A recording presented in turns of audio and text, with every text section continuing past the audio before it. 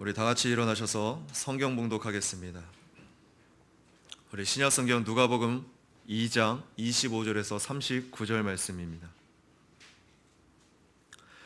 누가복음 2장 25절에서 39절, 저와 여러분이 한 절씩 나누어 교독하도록 하겠습니다. 그런데 마침 예루살렘에 시몬이라는 사람이 있었으니 이 사람은 의롭고 경건한 자로서 이스라엘의 위로를 기다리는 자인데 성령께서 그 위에 임하여 계셨다.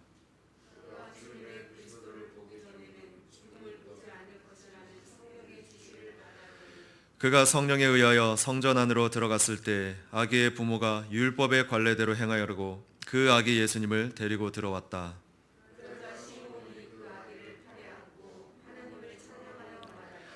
주님, 이제 주님의 말씀대로 주님의 종을 평안히 놓아주십니다.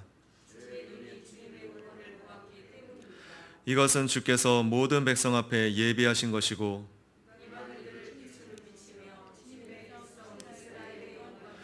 그 아기의 아버지와 어머니가 아기에 대한 말을 이상하게 여겼다.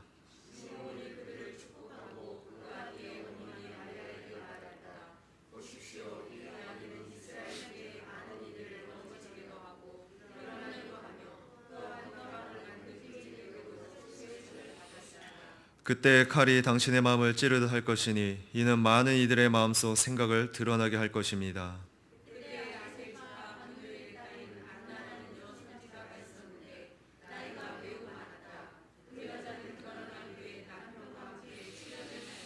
과부가 되어 84살이 되었다. 그 여자가 성전을 떠나지 않고 밤낮으로 금식하고 기도하며 하나님을 섬기더니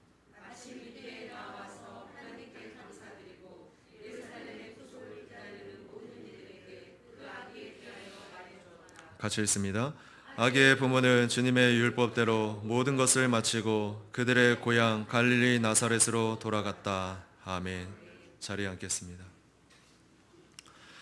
우리 오늘은 지난주에 이어서 계속해서 반응에 대한 부분으로서 이스라엘의 위로를 기다린 자의 반응이라는 제목으로 하나님 말씀 전하겠습니다. 오늘 본문에서는 요셉과 마리아가 바로 모세의 법을 따라서 아기 예수를 데리고 정결 의식을 행하기 위해 성전을 방문했을 때 바로 의롭고 경건한 시몬이라는 사람이 성령의 감동을 따라 예수님을 만나고 또한 주야로 금식하며 기도하던 안나라는 여선지자도 아기 예수를 만나 하나님께 감사드리며 메시아 오심을 선포하는 내용을 다루고 있습니다. 사실 오늘 본문의 말씀을 준비하면서 신기하게 오늘 묵상의 본문이 어디죠? 바로 요한계시록 22장 마지막 장입니다.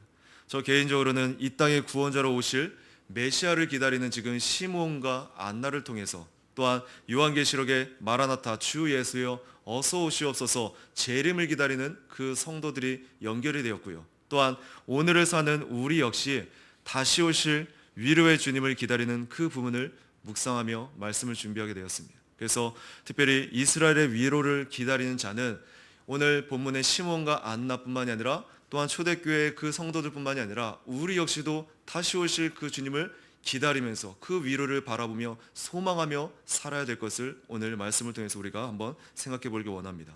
자, 그래서 오늘 시몬과 안나를 통해 실제적으로 전 국민이 하나님의 말씀을 멸시하는 가운데 하나님을 무시하며 불신앙으로 지금 치우쳤지만 그래도 그분을 경배하는 소수가 남아있었음을 우리에게 보여줍니다.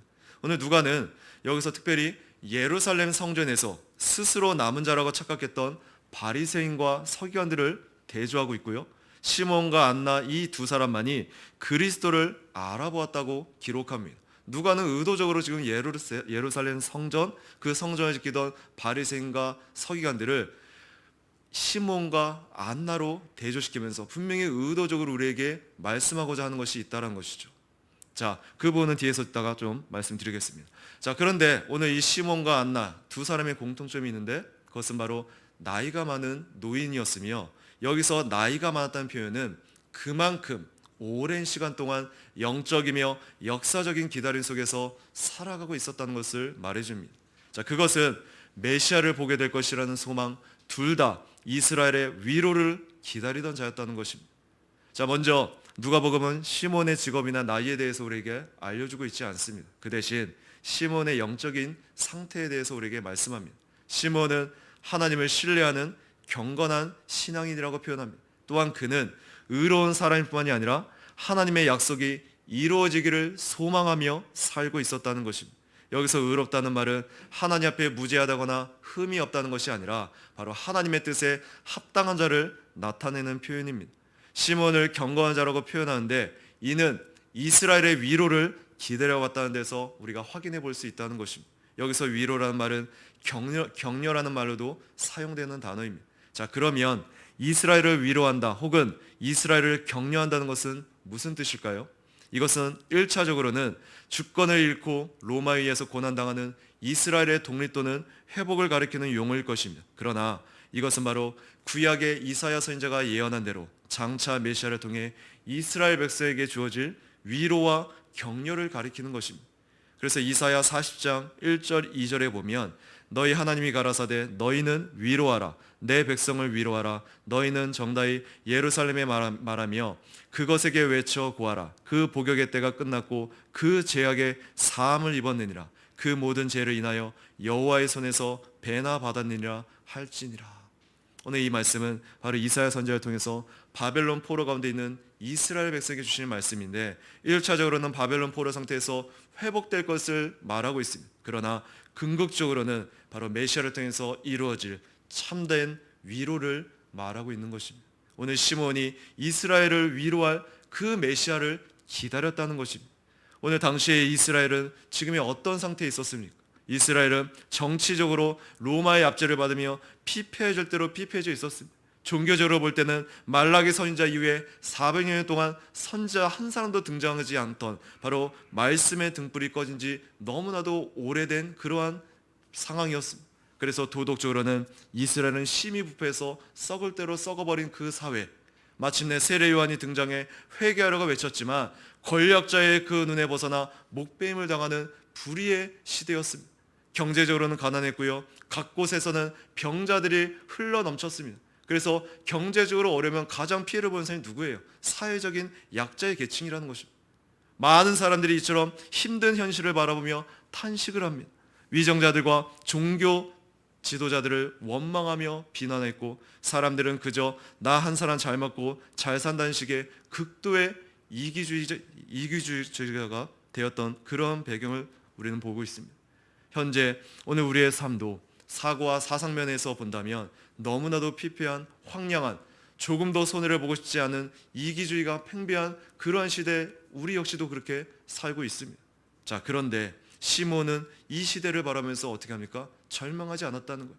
거기에 탓하지 않으며 부정적으로 비관적으로 보고 있지 않았다는 것입니다. 시몬은 희망을 가지고 기다렸습니다. 무엇을 기다렸습니까? 바로 이스라엘의 위로를 기다렸습니다. 주님께서 이스라엘을 위로해 주실 그날을 간절히 기다리고 또 기다렸습니다. 주님께서 그 민족과 그 백성을 불쌍히 여기서 위로해 주시고 구원해 주실 그날을 간절히 사모하고 또 기다렸다는 것입니다. 그는 성령이 그 위에 머물러 있다는 바로 경건한 사람이라는 이 표현을 통해서 구원에 대한 확신 역시는 우리가 하나님을 올바로 예배할 수 없음을 시몬의 그 모습을 통해 확인해 봅니다.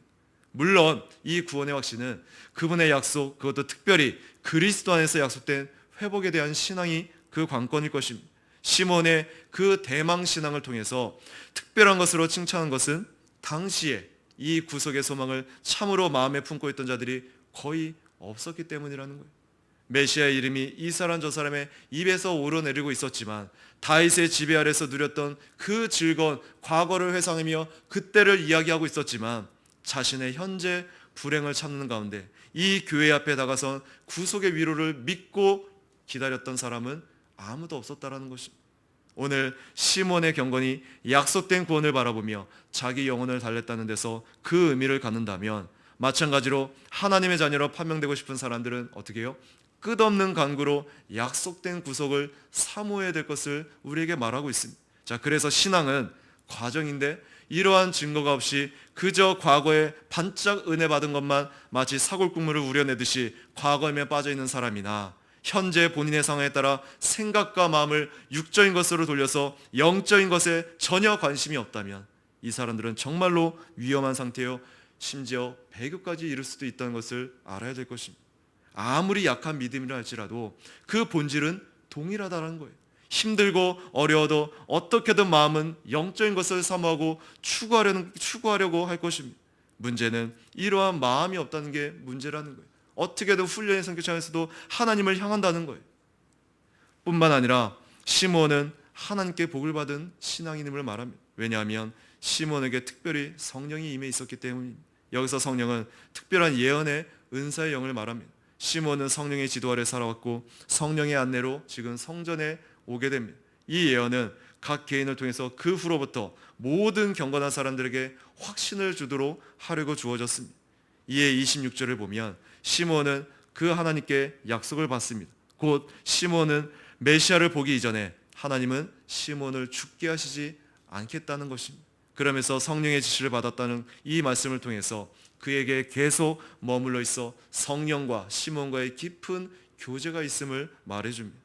여러분, 오늘 우리 인생의 진정한 위로는 바로 주의 그리스도 하나님의 아들 예수님이 이 땅에 오시는 것입니다. 하나님으로부터 보내심을 받은 이 땅에 탄생하신 그 예수님만이 오늘 우리 인생의 진정한 위로자가 되십니다. 오늘 지금 힘든 이스라엘 처지를 누가 위로해주고 그들을 치료해주고 회복시킬 수 있겠습니까? 로마 황제 아우구스트 정치적으로 권력을 행할 수 있습니까? 유대 총독이 그렇게 할 수 있나요? 또는 그 성전의 종교 지도자들이 그들을 구원할 수 있냐? 전혀 그럴 수 없다는 거예요. 그들도 모두 다 위로가 필요한 죄인들이기 때문입니다. 그러나 이 땅에 육신을 입고 오실 하나님의 아들 예수님께서는 우리 각자의 인생과 민족과 세계를 진정으로 위로해 주실 수 있습니다. 그분은 우리를 지으신 창조주 성자 하나님이시기 때문입니다. 우리의 슬픔과 질고와 허물을 짊어지시고 십자가를 지셨기 때문입니다. 상한 갈대를 꺾지 아니하며 꺼져가는 심지를 끄지 아니하시기에 심판에 이르기 때까지 그 일들을 행하실 것입니다.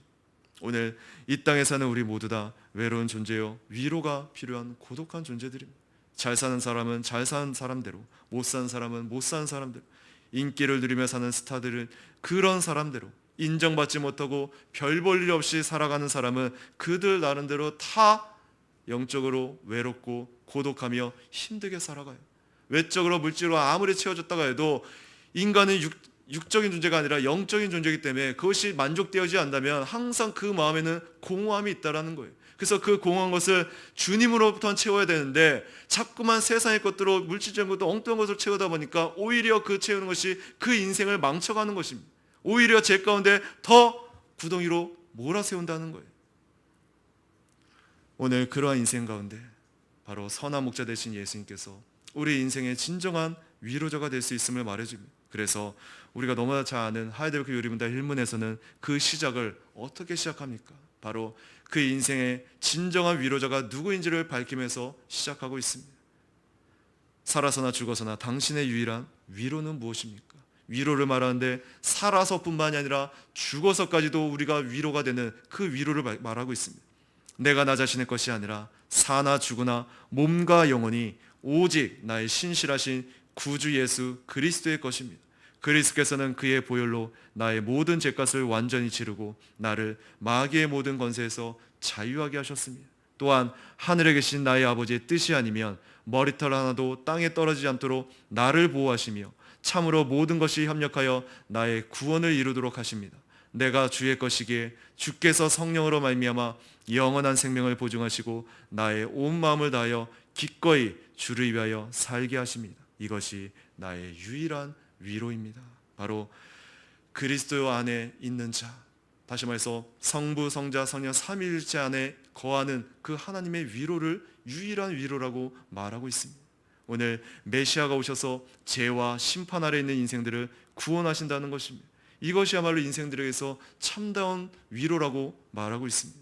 자, 그래서 예수님께서 이 세상에 오셔서 십자가에서 대속의 피를 흘려주신 이 사건이 모든 인생들에게 참된 위로가 됩니다. 그리고 그것으로 끝이 아니라 예수님께서 부활하시고 승천하셔서 하늘 보좌 우편에 앉으셨는데, 그러면 이제 우리가 예수님을 볼 수 없기 때문에 위로를 받지 못하는 것이 아니라 바로 성령을 우리 가운데 보내주셔서 성령으로 우리와 함께 해서 위로를 계속해서 누리게 하신다는 것입니다. 성령께서는 우리와 함께 계셔서 진리로 늘 인도하심으로써 인생의 고난과 환난 가운데 그렇게 거하는 우리를 도우시고 위로하고 계시다는 거예요. 오늘 이러한 성령님의 위로는 단순히 인간적으로 우리가 이 세상에 살 때 여러 가지 어려운 일들과 곤란한 일들, 고통스러운 상황 속에 괴로움을 덜어주고 슬픔을 달래주는 그런 차원의 위로가 아닌 것입니다. 오히려 이 위로로 말미암아 교회가 든든히 세워져 가는 것입니다. 이에 사도행전 9장 31절에는 그리하여 온 유대와 갈릴리와 사마리아 교회가 평안하여 든든히 서가고 주를 경외함과 성령의 위로로 진행하여 수가 더 많아지니라. 교회가 평안히 든든히 서가고 주를 경외한 것이 성령의 위로하심이라는 거예요. 성경이 말하는 위로는 그래서 하나님의 은혜라는 말과 거의 비슷한 맥락에서 사용됩니다. 주님을 따를 때 많은 고난이 있고 시련이 있는데 그것을 견뎌내게 하고 극복해 나가게 하고 아무리 어려워도 우리의 삶 가운데 웃음 짓게 하고 살아갈 힘을 주는 그런 하나님의 은혜가 바로 성령의 위로인 것입니다. 이것은 우리의 힘으로 절대 할 수 있는 것이 아니죠. 아무리 내 의지와 결심이 선다 해도 그것은 잠시 잠깐일 것입니다. 그러나 하나님께서 주시는 위로, 말씀 가운데 끊임없이 내 내면에서 내 모습을 비춰주시고 그래서 나에게는 어떠한 소망도 두지 못하게 하시고 바로 참된 위로가 되시는 그리스도를 바라볼 수 있도록 그 안에 소망을 두게 하시는 것이 영원하신 그 하나님의 속성에 기인해 볼 때 변하지 않으시고 그 약속을 신실하게 지키며 이루어가실 그 하나님을 내가 깨닫고 확신하기에 거기에 우리의 안전이 있고 참된 위로가 있다라는 거예요. 그래서 고린도후서 1장 3절에서 5절은 찬송하리로다 그는 우리 주 예수 그리스도의 하나님이시요 자비의 아버지시요 모든 위로의 하나님이시며 우리의 모든 환난 중에서 우리를 위로하사 우리로 하여금 하나님께 받는 위로로서 모든 환난 중에 있는 자들을 능히 위로하게 하시는 이시로다. 그리스도의 고난이 우리에게 넘친 것 같이 우리의 위로도 그리스도로 말미암아 넘치는도다. 오늘 위로는 고난 가운데 있는 성도들에게 넘치는 것입니다. 다시 말해 고난이 없으면 위로도 없다는 거예요. 마치 건강한 자에게 의사가 필요 없는 것처럼 고난이 없으면 그 위로는 그에게는 쓸모가 없는 것입니다. 그래서 위로는 그 단어 자체가 힘들고 고통스러운 상황을 이미 전제하고 있다는 거예요. 그렇게 전제된 자에게 위로가 필요하다는 거예요. 그래서 주를 위해 살면서 여러 가지 고난을 받을 때 그때 주님이 우리와 함께 하셔서 위로해 주시는 것입니다. 그러면 그 위로를 힘입어 낙심하지 않고 도리어 일어나서 그 고난과 맞서 싸우며 하나님의 일하심을 내 삶 가운데 경험할 때 그 안에 우리의 신앙은 실질적이면서 역동적인 신앙이 될 것입니다. 그것이 바로 능력 있는 열매를 맺어질 것입니다. 자, 그렇기 때문에 하나님의 영광을 내가 깨닫기 원하고 하나님의 위로를 받기 원하십니까? 그러면 항상 우리는 고난당하는 것을 두려워하지 말아야 됩니다. 그리스도의 이름 때문에 하나님의 그 영광으로 교회로 인해서 내가 핍박당하고 고난당한 것을 두려워하지 말아야 되는 거예요. 오늘 그것이 참된 믿음이요 하나님의 위로를 기다린 자의 그 믿음인 것을 우리에게 말해주고 있습니다. 자, 그런데 세상 사람들은 어디에서 주로 위로를 받습니까? 자신의 간절한 소원이 이루어지거나 어떤 인생의 문제가 해결될 때 그 안에 위로를 얻습니다. 가령 자식이 좋은 대학에 합격했을 때 또는 자식이 사법고시에 합격하면 부모는 죽어도 원이 없다고 그 안에서 자식을 통해 위로를 받습니다. 암 말기 환자에게 있어서는 유일한 위로는 자신의 병이 치료되어 건강하게 되는 것입니다. 그런 데서 우리 인생들이 위로를 받는 것입니다. 자, 그런데요, 오늘 이런 식의 위로는 세상 사람들뿐만이 아니라 그리스도인들도 때로는 자식을 통해서 위로를 받고요, 또한 남편과 아내를 통해서 위로를 받을 때가 있습니다. 또는 우리의 어떤 소원이 성취될 때나 인생 문제가 해결될 때도 우리 역시 그런 위로를 받습니다. 다만 우리와 세상 사람들의 차이는 첫째로는 이러한 위로를 하나님과 관련해서 우리는 생각한다는 것입니다. 마치 이삭이 자기 어머니 사라가 죽었을 때 그 모친을 잃은 것을 인해 낙심에 빠져 있었습니다. 그때 하나님이 리브가를 아내로 주셔서 이삭이 많은 위로를 얻었다고 말하고 있습니다. 주님께서 주신 위로이죠. 마찬가지로 우리가 살면서 이러한 세상적인 위로를 받을 때 우리가 금요기도 때도 말씀드렸듯이 우리의 일상의 모든 필요들을 공급받을 때 그 근원이 그러한 위로들을 하나님이 주셨다고 생각하고 하나님께 감사하는 것입니다. 또한 두 번째로 세상적인 위로와 관련해서 세상 사람들과의 차이점은 이러한 위로들이 하나님이 주신 것이라 할지라도 그것들이 일시적인 위로라는 것을 우리는 알고 있다는 것입니다. 그래서 우리도 세상 사람처럼 그런 데서 위로를 받긴 하지만 그러나 그런 위로에 목매어 있지 않습니다.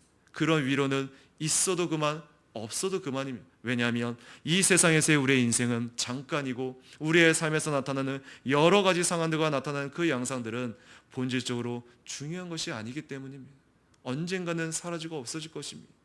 그리고 우리는 그것보다도 더 크고 위대한 영원한 그 위로, 영원한 소망을 바라보며 나아가는 자들이라는 거예요. 그래서 이 세상의 삶은 잠시 잠깐 안개에 같다는 거예요. 언젠가는 사라질 거예요. 그렇게 우리가 부여잡고 거기에 목숨을 걸고 거기에 마음을 뺏길 이유가 없다는 거예요. 오히려 우리의 마음을 둬야 될 것, 우리가 정말 초점을 둬야 될 것은 영원한 것이죠. 바로 그리스도, 이 세상에 어떤 것도 비교할 수 없는 그 영원하신 위대하신 그 그리스도를 끊임없이 내가 소망하며 마음에 품는 자가 오늘 시몬처럼 안나처럼 그 그리스도를 기대하며 그리스도의 영광을 바라보는 자에게 그렇게 고대하고 그렇게 기다릴 때, 오늘 시몬과 안나가 그 하나님을 찬양하며 정말 말로 할 수 없는 주변 사람들에게 그렇게 외쳤던 것처럼, 그렇게 전했던 것처럼, 오늘 그 하나님을 기대하는 자에게는 그 영원한 하늘에서 그 하나님을 맛볼 때, 정말로 마주서서 보게 될 때 그 영광과 그 위로가 얼마나 크겠냐는 것이죠. 자, 그러면 오늘 우리 인생의 본질이 무엇입니까?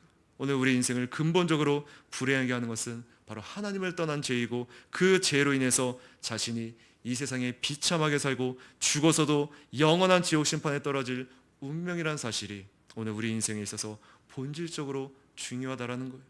만일 이러한 현실을 직시한 사람에게 그 무엇이 유일한 위로가 될 수 있겠냐고요. 돈을 아무리 가져다 준다고 그에게는 참된 위로가 될 수 없는 것입니다. 자식이 좋은 대학교에 들어간다고 거기서 참된 위로를 받을 수가 없는 것이죠.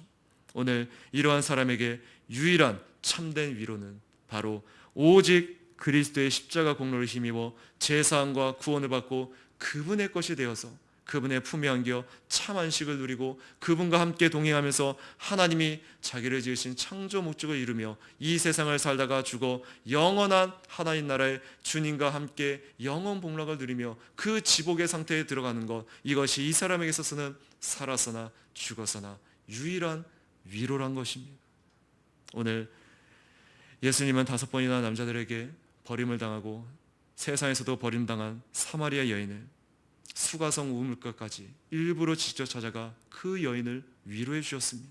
세리이기에 사람들에게 미움을 받고 있어 예수님을 보고 싶어도 그 군중 속에 낄 수가 없어 그 뽕나무에 올라갔던 삭개오를 보시고 그 이름을 불러주시며 삭개오야 속히 내려오라, 오늘 내가 너희 집에 유하야겠다. 그 외로운 내면을 어루만져 주십니다. 12회를 혈루증으로 온 부정한 병을 앓으며 말도 못하고 숨어 지내던 그 여인을 예수님께서는 깨끗이 낫게 해주셔서 위로해 주십니다.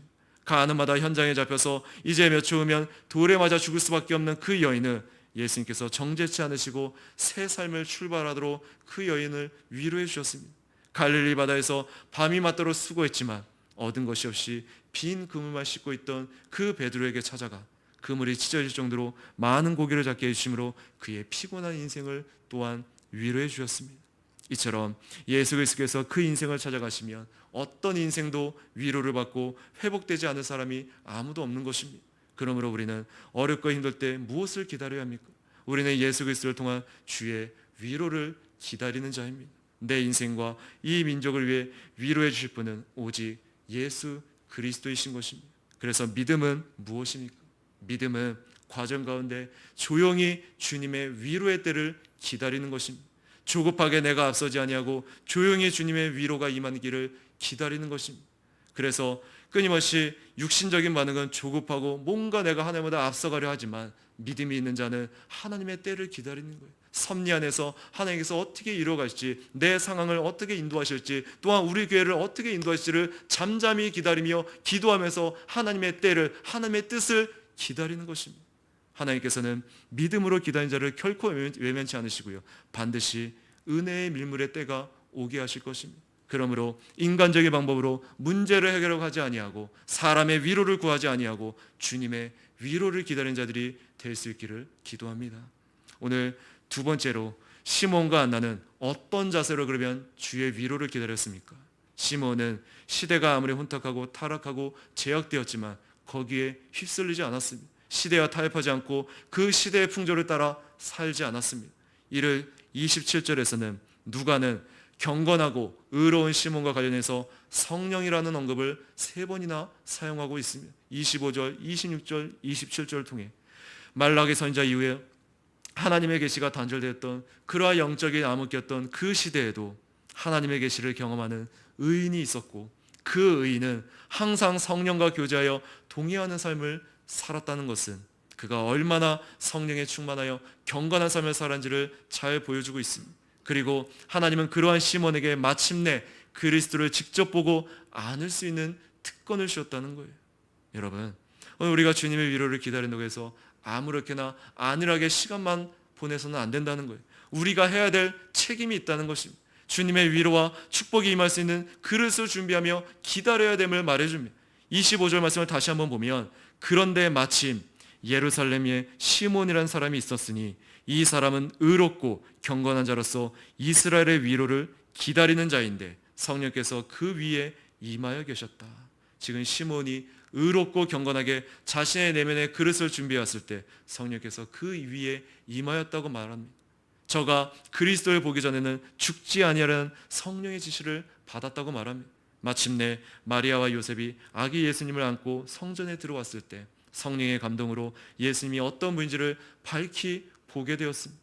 하나님께서는 힘들고 어려도 의롭게 경건하게 살고자 애를 쓰는 자, 바로 하나님을 찾고 구하는 자에게는 결코 외면치 않는다는 거예요. 성령의 그 임재의 복을 허락해 주십니다. 자신의 삶이 아무리 어렵고 잘 안 풀려도 믿음의 길을 가고자 끊임없이 부단히 몸부리치는 자에게는 바로 성령의 감동하심을 허락하사 영적 세계를 분별하고 그 시대를 깨트려보는 통찰력을 갖게 합니다. 바로 깨닫게 해준다는 거예요. 가만히 있으면 말씀을 내가 보지 않고 은혜함을 추구하지 않고 내가 가만히 있는 상태에서 하나님의 역사를, 하나님의 그 말씀을 깨닫기를 원합니까? 그런 일은 없다는 거예요. 바로 우리의 책임은 부단히 은혜의 방편 가운데 지금 당장 깨달으지 않아도, 오늘 내가 또 하나님의 영광을 못 본다 할지라도 계속해서 그것을 놓지 않고 그것들을 하나님 앞에 나아갈 때, 그 마음을 향할 때 하나님의 때가 찼을 때 언젠가는 그 안에서 하나님의 영광을 보게 해줄 거라는 것입니다. 그래서 갓 태어난 아기 예수님을 보았을 때 하나님의 위대한 구원의 역사가 전개될 것을 시몬은 내다보았습니다. 오늘날 많은 사람들이 힘들고 어렵기 때문에 시대를 탓하며 환경과 여건을 탓하고 때로는 세상적으로 술과 정력으로 자신을 더럽히며 인생을 아무렇게나 사는 허비하는 사람들이 너무나 많이 있습니다. 그러면서 막연히 어떻게 되겠지, 이 정부가 알아서 어떻게 해주시겠지, 이런 식으로 그냥 생각을 합니다. 그러나 그것은 기다린 자의 올바른 자세가 아닙니다. 위로는 위로의 성령께서 내게 임재하셔서 내 갈 길을 보여주시고 내 인생길을 한 걸음 한 걸음 인도해 주시도록 죄를 멀리하고 의롭고 경건하게 살아가야 할 것입니다. 또한 안나는 어떤 자세를 기다렸습니까? 36절에 보면 안나에 대해서 설명하고 있습니다. 바로 예수님이 태어나실 때 안나는 이미 나이가 많았고 그녀는 특히나 어려운 삶을 살고 있었습니다. 남편은 결혼한 지 7년 만에 세상을 떠났고 그녀는 그때로부터 과부로서 혼자 살게 됩니다. 헬라어 본문에서는 그녀의 정확한 나이에 대해서 우리가 알기 힘듭니다. 문자 그대로 하면 오늘 읽은 말씀대로 그가 결혼했다고 치면 남편과 7년 동안 함께 살았으니까 바로 84년이라는 그 의미일 것입니다. 그래서 그 결혼한 날수와 7년을 합해보면 최소한 104살 정도로 계산이 됩니다. 아주 많은 나이지만 얼마든지 가능한 추론입니다. 그러나 오늘 본문으로 미뤄볼 때 그녀가 바로 84살 된 과부일 가능성이 더 많습니다. 그녀는 남편과 7년 동안의 결혼생활을 마치고 다시 결혼하지 않습니다. 따라서 60년 이상을 과부로 혼자 살았던 것입니다. 어쨌든 그 사회에서 과부의 삶은 극도로 어려웠던, 바로 과부는 대부분 극심한 가난에 시달려 했습니다. 이런 이유로 초대교회 당시 사도 바울은 교회의 그 구제 부담을 덜어줄 생각으로 젊은 과부들에게는 재혼을 권유하기도 했던 것입니다. 안나는 바로 구제에 의존하거나 가족의 유산으로 생계를 유지했을 그런 가능성이 높습니다. 그래서 누가는 37절에 이 사람이 주야로 금식하며 기도함으로 섬긴이라고 표현합니다. 이 말씀은 나이든 안나가 경건하고 기품 있고 고요한 삶을 살며 주어진 사명에 충실했음을 보여주고 있습니다. 그러면서 안나에 대해 또 다른 언급이 그녀는 성전을 떠나지 않았다는 것입니다. 문자적으로 볼 때 누가의 이 말은 강조의 의미를 담고 있습니다. 안나는 성전 뜰에 살았던 것이 분명하다라는 거예요. 성전 바깥들에 방들이 있었고 그 방들은 매우 소박했습니다. 아마도 제사장들이 1년에 2주씩 성전에서 섬기는 일을 할 때 잠시 거주했던 장소였을 것입니다. 아마 안나가 긴 세월을 신실한 삶을 살아왔고 영적 재능과 주님에 대한 확고한 헌신으로 기도와 금식 사역에 온전히 열정을 기울여왔기에 성전 관리들이 작은 방 그 하나를 내주었을 것입니다. 그녀는 이제 다른 사람들을 돌보는 일을 하기에는 나이가 너무 많았지만 예전부터 그런 사역을 충실히 감당했기에 일평생 머물 거처를 얻게 되었을 것입니다. 아무튼 간에 하나님은 그녀에게 은혜를 베푸시어 성전에 머물 수 있는 거처를 마련해 주셨고 그녀가 성전 관리인들에게 무엇을 부탁하든지 필요한 대로 얻을 수 있도록 하셨다는 거예요. 안나는 주로 기도와 금식을 통해 하나님을 예배하고 섬기는 사역을 온전히 헌신합니다. 그녀가 금식과 기도에 충실했다는 사실은 그녀가 자기를 희생하는 신실한 삶을 살았다는 것을 말해줍니다. 기도를 겸비한 금식은 하나님께 구한 그 축복을 받겠다는 일념 안에 먹는 것조차 잊을 정도로 기도에 열중했음을 보여주고 있습니다. 자, 그런데 여러분은 안나가 그러한 하나님 앞에 기도했을 때 무엇을 기도했다고 생각하십니까? 그녀는 많은 것을 구했겠지만 그 중에서도 가장 중요한 기도 제목은 시므온과 같이 그토록 바라던 이스라엘의 위로를 구했을 것입니다. 그녀는 온 세상 모든 민족에게 축복을 가져줄 아브라함의 씨를 기다렸습니다. 그녀는 하나님께서 약속하신 구세주 곧 보내줄 것을 기도했다는 것입니다. 그래서 안나의 이 놀라운 믿음은 그녀의 구약 성경의 약속을 모두 믿었다는 사실에 근거합니다. 그녀는 하나님의 말씀을 진지하게 받아들였고 마음속으로 메시아가 올 것을 믿었으며 항상 그 약속의 성취를 가장 중요한 기도의 제목으로 삼았다는 것입니다. 오늘 이러한 그녀의 기도를 하나님은 가장 극적인 방법으로 그녀의 기도에 응답해 주십니다. 자, 그래서 세 번째로 주님의 위로를 경험했을 때 그들은 무엇을 했습니까? 28절에 보면 그러자 시몬이 그 아기를 팔에 안고 하나님을 찬양하여 말하였다.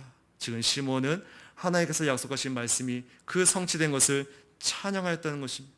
영적인 암흑기에 찬란한 빛을 주시는 그분으로 오신 그 메시아를 만났던 그 벅찬 감격에 시몬은 하나님을 찬양하지 않을 수 없었다는 거예요. 본서에 나오는 이 5번의 찬양 가운데 마지막 시몬의 찬양은 그래서 29절부터 32절에 여기에서는 이방 민족의 구원 사상이 강하게 담겨져 있습니다. 29절 30절을 읽어보면 주님, 이제 주님의 말씀대로 주님의 종을 평안히 놓아주십니다. 제 눈이 주님의 구원을 보았기 때문입니다. 이 찬양에서 우리는 시몬이 육신의 눈이 아닌 다른 눈으로 하나님의 아들을 보았다는 것을 알 수 있습니다. 그리스도의 외모 그 자체는 볼품이 없었을 것이지만 하나님의 영이 그 신앙을 통해 그의 눈을 열어서 이 비참하고도 볼품없는 모습에서 하나님의 아들의 영광을 보게 되었다는 것입니다. 이제는 그렇게 고대했던 메시아를 보고 평안히 놓아주십니다. 모든 소원을 이루었으니 이제 평안한 마음으로 죽음을 맞이하겠다는 뜻입니다. 그러면서 제 눈이 주님의 구원을 보았기 때문이라고 말합니다. 이 말은 시몬이 전에는 자기 마음의 눈으로 그리스도를 바라보고 있었지만 이제는 하나님의 아들이 육신으로 존재하는 것을 보았다는 것입니다. 아직 갓난아기인 그리스도의 모습이 시몬으로 하여금 그렇게 즐겁고 평안하게 죽음을 맞이할 정도로 강력한 영향을 끼쳤다면 오늘 우리의 구원의 모든 면이 그리스도 안에서 완성되는 것을 보는 오늘을 사는 우리들은 얼마나 더 영광 가운데 그 하나님을 찬양해야 되겠습니까? 오늘 우리가 시므온처럼 그분을 우리의 팔에 안아볼 수는 없지만 그분의 신성한 위엄은 성경에 밝고 환하게 빛나고 있고 거기에서 그분은 우리에게 자신의 모습을 고린도후서 3장 18절의 말씀대로 얼굴과 얼굴을 맞대어 보듯이 보여주고 계신다는 것입니다. 이제 그분의 모습이 더 이상 약한 육신의 모습이 아니라 여러 기적, 그분의 죽음의 제사 그리고 부활에서 보여주신 대로 성령의 뛰어난 능력을 입고 있는 모습입니다. 그분은 몸으로는 우리를 떠나 있지만 하나님 아버지의 우편에 앉아 중보의 사역을 지금도 쉬지 않고 그 일들을 행하고 계십니다. 그러면서 이 하나님의 구원은 단지 이스라엘 백성을 위한 것만이 아님을 31절에서 말합니다. 하나님은 처음 구원 계획을 세우실 때부터 모든 사람을 구원할 계획을 세우셨습니다. 이사야가 여러 차례 예언한 것처럼 이사야 49장 6절에 보면 내가 또 너를 이방의 빛으로 삼아 나의 구원을 베풀어서 땅끝까지 이르게 하리라. 예수님은 이제 태어나셨지만 모든 사람들의 그 이방에 향한, 열방을 향한 그 사람들에 대한 구원 계획은 이미 세워져 있었다는 거예요. 오늘 이러한 복음의 보편성과 이방인의 구원에 대한 내용은 구약에서부터 계속적으로 이어져 왔던 것입니다. 그리고 누가는 시므온이라는 성령 충만한 그 노인의 찬양을 통해서 이 아기 예수님이 구약에서 약속한 메시아의 신과 그를 통해 하나님의 구원 역사가 온 인류에게 미칠 것임을 지금 말하고 있는 것입니다. 그래서 32절에 보면 이방인들을 비추는 빛이며 주님의 백성 이스라엘의 영광입니다. 여기서 비추다는 말은 바로 아포칼리시스란 말인데, 이 단어는 누가복음과 사도행전에서 오직 여기서만 사용된 단어입니다. 그러므로 누가의 용례로만은 이 단어가 무엇을 의미하는지는 정확히 우리가 파악하기는 어렵습니다. 32절에서 이방인과 이스라엘이 대조되었으므로 아포칼리시스는 영광의 반대어로 사용되었다고 볼 수 있습니다. 자, 그렇다면 이 단어는 바로 죄악의 드러남, 수치의 드러남이라고 번역될 수 있습니다. 시몬이 이스라엘의 위로를 기다렸다면 충분히 그렇게 말할 수 있었을 것입니다. 또한 35절에 보면 시몬이 그때 칼이 당신의 마음을 찌르듯 할 것이니 이는 많은 이들의 마음속 생각을 드러나게 할 것입니다. 바로 여기서 사용된 동사 역시 드러나면 동사가 아포칼립토입니다. 그러므로 드러남을 죄악, 곧 드러남의 내용과 수치, 곧 드러남의 결과와 연결시킨다는 거예요. 자, 그렇다면 이 32절을 이방인들의 수치를 드러나게 하고 주의 백성 이스라엘의 영광을 드러나게 하는 빛이라고 번역할 수 있는 것입니다.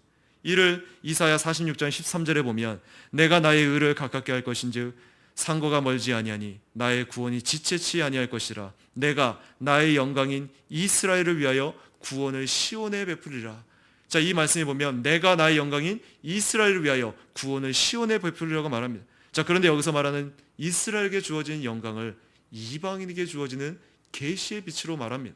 이사야 42장 6절 7절에 보면 나 여호와가 의로 너를 불렀은즉 내가 내 손을 잡아 너를 보호하며 너를 세워 백성의 언약과 이방의 빛이 되게 하리니 내가 소경의 눈을 밝히며 갇힌 자를 옥에서 이끌어내며 흑암에 처한 자를 간에서 나오게 하리라. 또한 이사야 49장 6절은 그가 가라사대 내가 나의 종이 되어 야곱의 지파들을 일으키며 이스라엘 중에 보존된 자를 돌아오게 할 것은 오히려 경한 일이라. 내가 또 너로 이방의 빛을 삼아 나의 구원을 베풀어서 땅끝까지 이르게 하리라. 자, 그러므로 오늘 이 누가복음은 이러한 구약의 본문을 배경으로 유대인과 이방인 모두의 구원을 기대하고 있다라는 거예요. 그래서 이방인과 유대인의 그 하나됨, 특별히 에베소서의 그 하나됨이 바로 이방인과 유대인들의 그 열방의 하나됨, 하나님의 구원 계획은 이미 육적인, 민족적인 이스라엘만 제한된 것이 아니라 처음부터 모든 열방을 향했다는 것을 우리에게 말해주고 있습니다.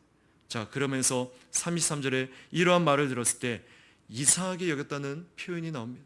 이 말은, 이 단어는 의심의 성격이 아니라 지금 시몬의 예언을 신중하게 생각하고 감탄하며 그리스도에 대한 자기들의 이해가 점점 자라게 되었다는 뜻입니다.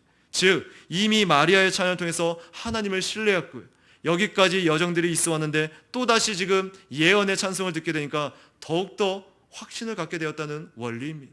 실제로 우리의 신앙은, 하나님의 말씀에 대한 자람은, 그래서 자기 신앙을 계속 붙돋아주는 그 말씀과 연구와 묵상과 기도를 통해서 부단히 깨닫게 되는 사람에게만 가능함을 또한 말해줍니다. 하나님의 계시는 한번 우리에게 준 것으로 끝난 것이 아니라 그 과정 가운데 끊임없이 부패성에서 우리가 흔들릴 수 있기 때문에 우리의 연약함을 아시는 주님께서는 계속적으로 말씀 가운데 하나님의 그 위로와 확신을 계속해서 우리에게 심어주신다는 거예요. 오늘 그렇게 이상하게 여겼다는 이 말은 그 계시를 통해서 하나님 앞에 놀라움을 표현하는 단어인 것입니다. 그리고 34절, 35절에 보면 시몬이 그들을 축복하고 그 아기의 어머니 마리아에게 말했다. 보십시오, 이 아기는 이스라엘 중에 많은 이들을 넘어지게도 하고 일어나기도 하며 또한 비방을 받는 표징이 되도록 세우심을 받았습니다. 그때의 칼이 당신의 마음을 찌르듯 할 것이니 이는 많은 이들의 마음속 생각을 드러나게 할 것입니다. 지금 시몬이 그 부모를 축복하며 마리아에게 예언합니다. 3.14절에 넘어지기도 하고 일어나기도 하며, 이 말은 이사야 8장 14절과 연결해서 해석할 수 있습니다. 이사야 8장 14절 15절에 보면 한번 볼까요? 특별히 여러분들이 누가복음을 읽다 보면 이사야서를 많이 인용하는 것을 볼 수 있습니다. 그 말은 이사야의 그 예언이 바로 신약에 와서 성취되었던 것을 계속해서 누가는 의도적으로 인용하고 있는 것입니다. 누가복음 8장 14절 15절입니다. 같이 읽습니다. 주께서 성소가 되실 것이나 이스라엘의 두 집에게는 넘어지는 돌과 걸려 넘어지게 하는 바위가 되시며 예루살렘 거민들에게 함정과 올가미가 되실 것이다. 많은 사람이 그 위에 넘어지고 그들은 쓰러지며 부서지고 덫에 걸려 붙잡힐 것이다. 지금 이 말씀은 바로 메시아가 심판의 주가 되심을 말합니다. 자, 그렇다면 예수님께서 이스라엘 사람들을 구원하실 뿐만이 아니라 심판하실 것을 기대하는 표현으로 볼 수 있습니다. 자, 그러면 이것이 왜 축복의 내용입니까? 우리가 인간적으로 보면 자식을 축복하려면, 그죠? 이 아이가 보통 입신양면에서 부모의 이름을 높여달라고 해야 축복으로 알고 있는 우리에게 이 내용은 축복이 아니라 오히려 저주의 말입니다. 예수님으로 인해서 마리아의 마음은 칼로 찌르는 일이 일어난다는 것입니다. 이 예언대로 마리아는 예수님께서 고난을 받으시고 십자가에 못 박히신 것을 직접 눈으로 봅니다. 이때 마리아의 심정이 어떠했습니까? 우리말에 자식이 죽으면 가슴에 묻는다는 말이 있습니다. 비록 성령으로 잉태했지만 자기 몸에서 10달을 지내고 자신의 젖을 먹고 자란 그 예수님이 십자가에 달려 죽임당했을 때 마리아의 그 심정은 이루 말할 수 없었을 것입니다. 그러나 예수님의 그 죽으심으로 인해서 마리아 역시 구원을 받는 것입니다. 그러므로 이것이 축복인 것이죠. 자, 그러면 왜 예수님이 비방을 받는 표적이 됩니까? 이스라엘 중 많은 사람을 넘어지게도 하고 일어나게도 한다고 말하고 있습니다. 메시아가 오면 사람들을 일어나게 해야지 넘어지게 한다는 거예요. 한번 가만히 보세요. 지금 넘어지는 것이 먼저입니다. 무너뜨리는 것이 먼저입니다. 바로 예레미야 선지자의 사명이 이러했습니다. 예레미야 1장 10절에 보면 보라, 내가 오늘날 너를 열방 만국 위에 세우고 너로 뽑으며 파괴하며 파멸하며 넘어뜨리며 건설하며 심게 하였느니라. 오늘날 우리가 예수님을 믿는다는 것은 기존의 우리의 모든 생각과 우리 조상으로부터 받은 모든 교육과 세상의 가치관, 세상의 기준들이 먼저 무너져야 한다는 것입니다. 자, 그런데 이것이 괴로운 일이라는 거예요. 왜요? 그 모든 것이 나를 누군가에게 세상의 내 정체성으로 나타내는 것이요, 때로는 죽기보다 더 힘든 이 자존심으로 내 의로서 투영되기 때문입니다. 그래서 쉽게 무너지지 않는 거예요. 그걸 무너뜨리기를 싫어한다는 거예요, 우리의 본성은. 그러나 그렇게 되어야 새롭고도 건설하고 심게 된다는 거예요. 오늘 예수님의 공생애를 보면 정말로 이 시몬의 예언대로 되었습니다. 사람들의 마음의 생각을 드러내시기에 비방의 표적이 됩니다. 자, 그러면 예수님이 드러내신 인간의 마음이 어떠합니까? 그 마음에서 나오는 모든 것들이 악하다고 말합니다. 마태복음 15장 19절에 보면 마음에서 나는 것은 악한 생각과 살인과 간음과 음란과 도적질과 거짓 증거와 회방이니, 이 말씀은 바로 제자들이 손을 씻지 않고 음식을 먹는다는 그 바리새인들이 비방할 때 하신 말씀입니다. 장로들의 유전을 따라서 손을 씻고 음식을 먹지 않는다고 비방을 할 때 오히려 예수님께서는 사람을 더럽게 하는 것은 사람의 마음에서 나는 것이지 마음에서 나는 것이 사람을 더럽게 하는 것이라고 그들에게 이야기합니다. 그러니까 예수님께서 그들에게 비방을 받을 수밖에 없는 것이죠. 그러나 오늘 예수님이 우리의 더러운 마음을 드러내실 때는 올바른 반응이 무엇입니까? 바로 그리스도의 부요함에 참여하기 전에 가난하고도 상한 심령으로 우리의 영혼에 파손 선고가 내려졌음을 깨달아야 되는 것입니다. 그렇게 드러냈을 때 정말 내가 무너지고 정말 내 안에 어떤 소망을 두지 않는 것이 그게 우리에게 은혜의 시작인데, 오늘 바리새인과 서기관들은 오히려 어때요? 이것이 무너진 것이 싫다는 거예요. 내가 무너지면 내 모든 정체성이 다 허물어지기에, 이 세상에 누려야 될 것 권력들을 다 내려놔야 되기에 그것을 포기할 수 없다는 거예요. 그래서 영생과 이 세상 것과 그들은 바꾸질 않는 것입니다. 오늘 파손되었다는 것, 상한 심령이 되었다는 것은 내가 이 세상에 소망을 두지 않고 영원한 것, 바로 이 세상과 비교해서는 그리스도에게 내가 나아갑니다. 그 시작이라는 것입니다. 그래서 예수님께서 요한복음 16장 8절에 뭐라고 얘기합니까? 바로 자신 뒤에 보혜사 성령이 오셔서 성령이 우리의 죄를 찾아내시고 폭로하신 후에 너는 죄인이라고 꾸짖는다고 말합니다. 오늘 이러한 성령의 역사심을 통해 죄의 깨달음, 죄의 자각의 역사가 일어나는 것입니다. 죄가 폭로당하고 자신의 죄를 자신의 힘으로 해결할 수 없는 영적인 결핍의 상태로 인해서 겸비해짐이 바로 죄의 자각의 원리입니다. 이것이 바로 상한 가난한 심령의 상태인 것이죠. 자신 앞에 지옥 형벌이 있고 하나님의 심판이 있으며 자신은 이제 지옥에 가기 마땅한 자라는 사실로 두렵고 공포에 사로잡히는 것입니다. 자신의 죄를 해결하고 싶은데 자신 스스로는 그 죄를 해결할 수 없다는 절망감에 빠지는 것입니다. 그래서 하나님의 은혜와 도움이 없이는 자신이 구원에 이를 수 없다는 절실함이 그 안에 있는 것입니다. 하나님의 은혜가 없이 도저히 살 수 없다는 영적으로 가장 가련한 상한 가난한 심령의 상태. 그래서 예수님은 하나님의 약속이 성취되는 것에 이스라엘의 각 사람이 어떻게 반응해줄지를 알려주는 하나의 리트머스 시험지와 같다는 거예요. 이와 같이 예수님은 이 세상에 와서 사람들의 내면적인 그 실상을 드러내십니다. 여러분, 정말로 예수님을 만나면 시몬의 찬송이 나오는 것입니다. 주여, 이제야 종을 평안히 놓아주십니다. 이 고백은 죽기 직전의 고백이 아니라 누구든지 주를 맞는 자가 하는 고백인 것입니다. 또한 안나는 어떠했습니까? 시몬이 아기 예수님과 그 부모에게 축복 형태의 예언을 전달할 때 마침이란 말로 시작합니다. 안나가 나왔다는 거예요. 헤롯 선지자는 거대한 건축물이었지만 성전 경내에 항상 수천 명의 사람들이 돌아다니며 혼잡했지만 요셉과 마리아는 시몬을 알지 못했지만 하나님은 놀라운 섭리와 성령의 감동을 통해 그들을 지금 한자리에 모이게 했다는 거예요. 시몬이 예언의 말씀으로 아기 예수님을 축복할 때 하나님의 성령은 나이 많은 안나를 그 자리로 이끌어서 말씀을 듣게 했다는 것입니다. 누가는 이 상황을 마침 이때 나와 하나님께 감사드리라고 표현합니다. 그녀의 기도는 마침내 현실이 되었습니다. 예루살렘의 성령을 바라는 모든 사람들에게 그에 대하여 말하니라. 이 구절에 사용된 동사의 이 시제는 계속된 그 행동을 나타내는 동사입니다. 다시 말해서 그녀가 구원자를 고대하던 사람들 모두에게 그리스도를 늘 전했다는 뜻을 담고 있습니다. 이것은 그녀가 남은 일생 동안 전했던 한 가지의 메시지였습니다. 안나는 믿음으로 남은 자들이 누군지 알고 있었습니다. 그녀는 참 예배자, 곧 그녀 자신처럼 메시아를 고대하는 사람들을 알 수 있었습니다. 그래서 그녀는 기회가 될 때마다 그들에게 예수님에 관해서 말했습니다. 이것이 오랫동안 대부분 하나님과 대화하던 바로 그 여인이 사람들에게 그리스도에 대해서 말할 가장 잘 알려지게 된 이유였다는 것입니다. 바로 메시아가 마침내 오셨고 안나는 그분이 누구인지를 알아본 가장 첫사람 중에 하나였습니다. 그러므로 그녀는 그리스도를 증거가 되는 가장 첫 번째 증인 중에 하나가 되었다는 것입니다.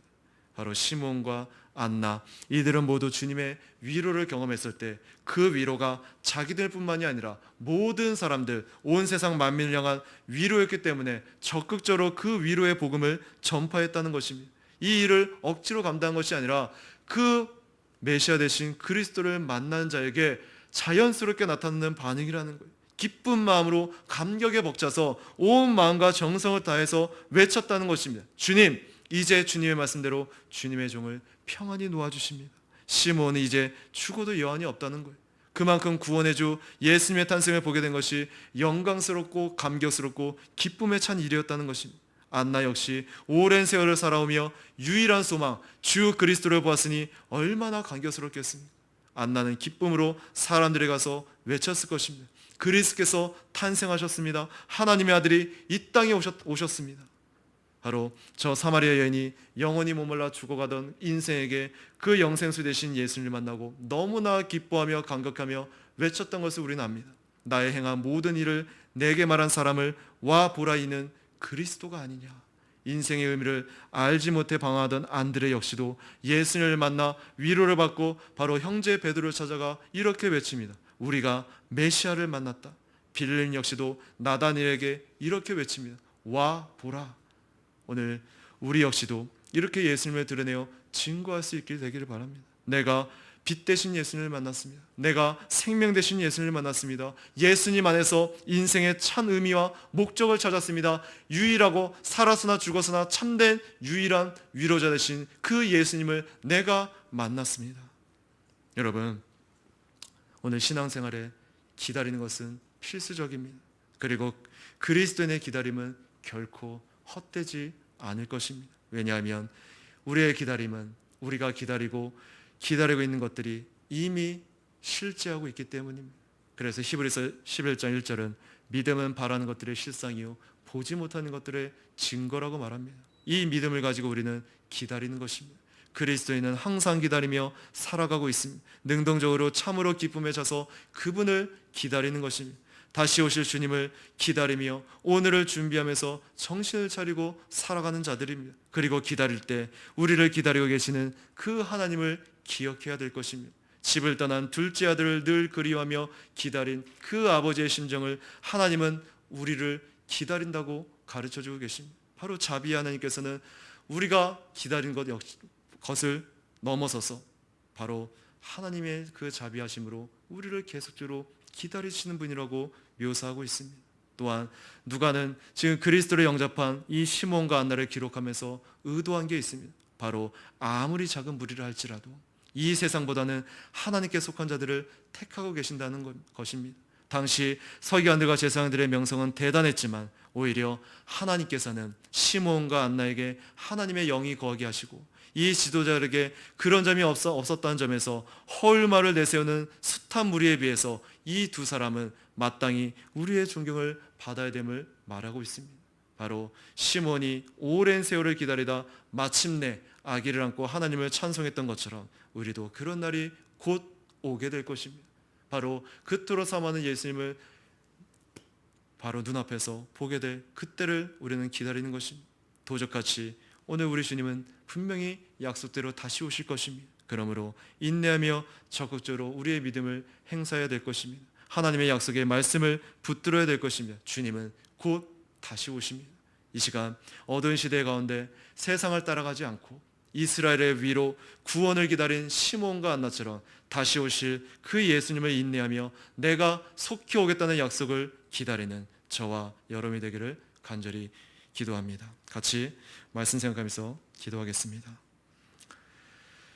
오늘 너무나도 악하고 피폐한 이 시대의 사고와 사상 가운데서 우리의 생각과 마음을 지킬 수 있는 것은 하나님께서 약속하신 그 말씀을 기억하며 내가 다시 속히 오겠다는 마라나타 주 예수여 어서 오시옵시라는 초대교회의 그 신앙의 고백이 우리의 고백이 되어야 될 줄 믿습니다.